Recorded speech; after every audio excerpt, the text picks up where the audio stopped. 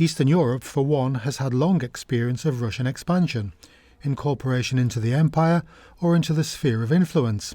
Russia is insecure about being invaded, and yet it expands. It reached Paris after Napoleon's downfall, and right into Germany after Germany's in 1945. So what is it? Insecurity, paranoia, or aggression that drives Russia? So, join me, Jan Darasz, on how we got here. The thought process of Russian imperialists can often be described as delusions of grandeur. But just how far do these delusions go?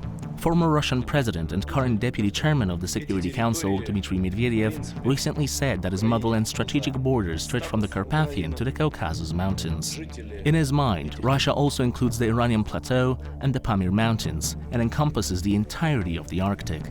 Of course, the nations currently living in these areas would have to, quote-unquote, appoint new local governments, which would have to be loyal to the Kremlin.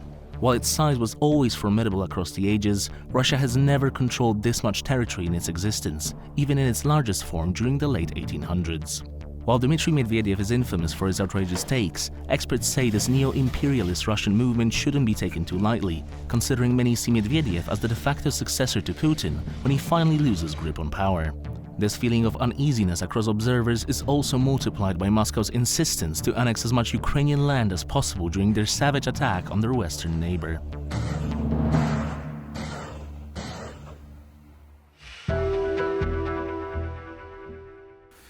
Our guest today is Witold Rodkiewicz from the Center for Eastern Studies. Welcome to the programme. Thank you for having me. Great to have you. From the Russian point of view now, we're trying to discuss how the Russians think.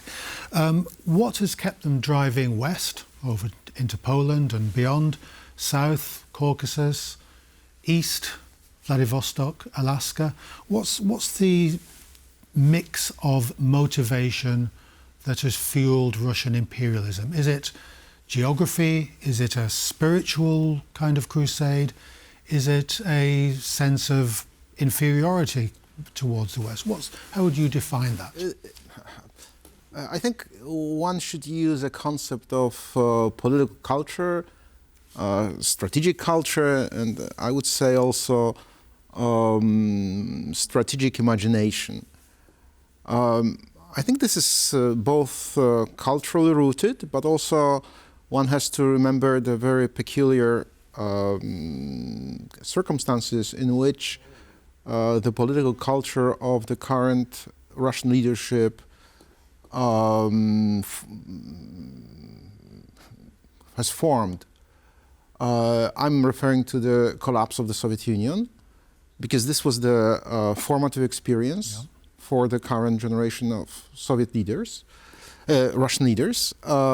Namely, the gist of it is that all of a sudden a system that seemed eternal and seemed completely impervious to any change collapsed. And it was a global system as well. It was a global system. So the lesson they learned is that never enough security. Appearances can be deceptive, and instability lurks somewhere there always. In other words, you want to feel secure, you want to have, 200% guarantees. Well, what do they actually... And they understand these guarantees in geographical terms. So the security is geographical. Yes, primarily. Security is geographical. You want to have total control over an area of the former Soviet Union. This is seen as completely as a sine qua non of security of the Russian elite. For the variety of reasons. One of them is internal. To cut a long story short, if Ukrainians are seen as Russians, and that they are seen like that by the Russian leadership, it's relevant what type of political regime is in Kiev.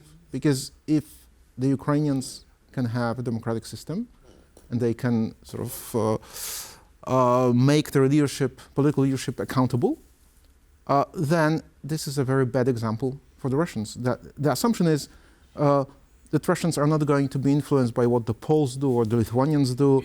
You can argue that democratic system is good for the British, but the Russians are different. Yeah. But you cannot tell them, Ukrainians can be ruled democratically, but the Russians cannot, because to them, Ukrainians and Russians are almost the same. So you need a total control over internal politics of former Soviet territories, but you also need a buffer zone. And this is also geographically and historically determined. The buffer zone includes the area of Northern and Central Europe. And the best reflection or expression of this were the documents that the Russians presented in December of 2021 to NATO and to the Americans, where they described what they wanted as an optimal security arrangement. Namely, they want basically Central Europe to be demilitarized. In other words, they want to have a total military preponderance in this part of Europe.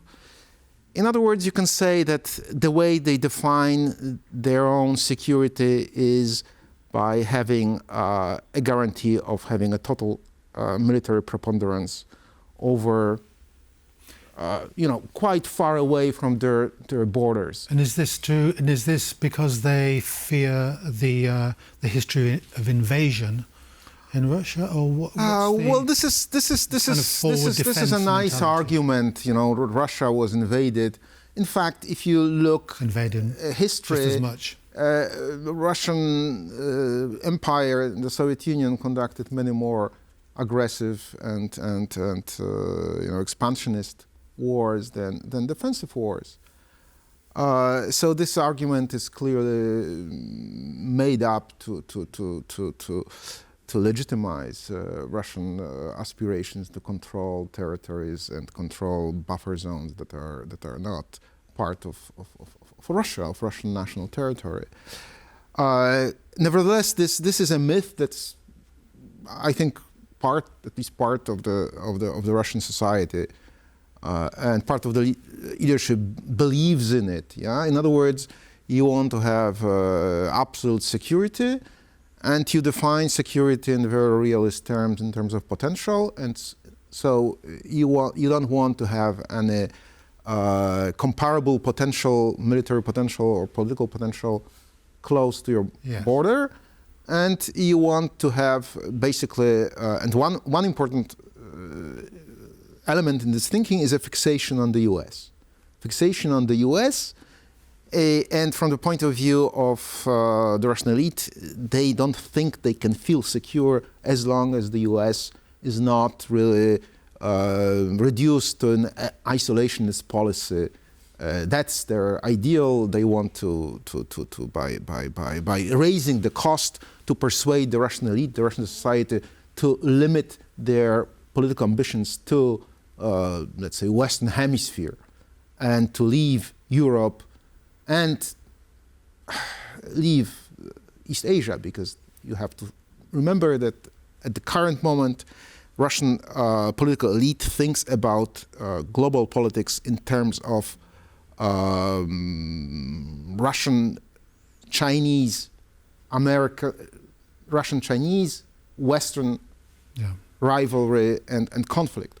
So the Russians think themselves as part of the larger, let's say, strategic entity, which includes them, includes China, includes Iranians, importantly, North Koreans. Is that something that we in Eastern Europe tend to forget about Russia, in that, okay, Poland and Eastern Europe is part of this buffer zone that you've just imagined, but Russia does have these Eastern and Far Eastern naval global policies. Does the notion of a buffer zone apply just in Europe, or does it have other zones to encompass? And does that involve some sort of colonialism as well? Or is this alien to the Russian way of expansion as well? I think currently this includes the notion of hegemony, not direct colonial rule. I think one of the lessons that the current Russian elite drew from its Soviet experience is that direct control is not always the best. It's enough to have controlling stake. You want to have all the advantages of control without bearing the costs of direct responsibility and direct control. Yeah. So this is the model, Roman current model. Mm-hmm. So it's kind of neo-colonial rather than colonial, I would say, which is a paradox, and it's ironical because this is what Russian diplomacy has been accusing the West of neo-colonialism. Colonial imperialism. Yes.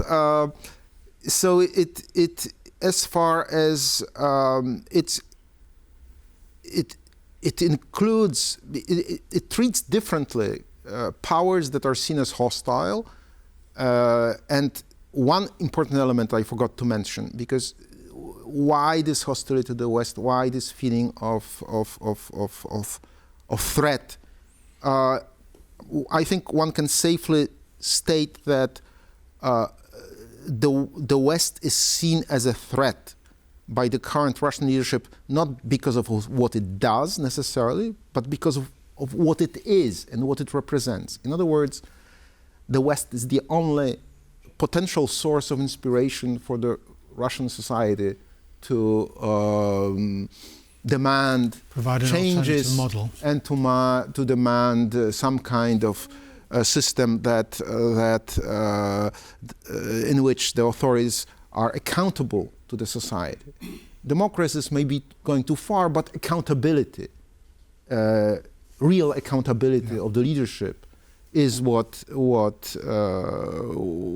this Western model presents, offers, and historically, the Russian leadership is right, because Russian society, the inspiration for the Russian society to demand this kind of reform and to demand accountability, to demand some kind of liberal change, was inspired by this inspiration came to the West. Yes. So they know where the danger comes from, and they want to keep the West as far away from the borders as is possible. Just to wrap up our discussion, last question. You mentioned this idea of total security. Yes. Does this mean that the Russian mentality, the way of thinking, doesn't allow for any sort of room for maneuver? So if it shows weakness, perceptible weakness in one's area, it'll start going weaker and weaker and weaker. Is this the mentality that? Yes, but it also there's an inbuilt respect for power and force. So you recognize your limits. In some way, they are very realistic in their thinking, but they pay attention not to the words but to actions, okay, and are prepared to accept limitations that are a combination of a potential combined with the political will that they can see. So a good example is the way that the Turkish leadership in 2015 reacted to Russian encroachments when they shot down the Russian plane. Yes. In spite of the asymmetry between Russia and Turkey, and in spite of the fact that Western allies it was not very clear they would back Turkey in this case. The Russians, went through the motions, imposed sanctions, but then they went back to the table, and since then, Putin has been treating Erdogan as somebody that with whom he has to do business, and whose interests he has to take into account. Fascinating discussion. We have to wrap it up, unfortunately. Witold Rodkiewicz, thank you very much for coming to the programme. Thank you. That's all we have time for. Join us again on the next episode of How We Got Here.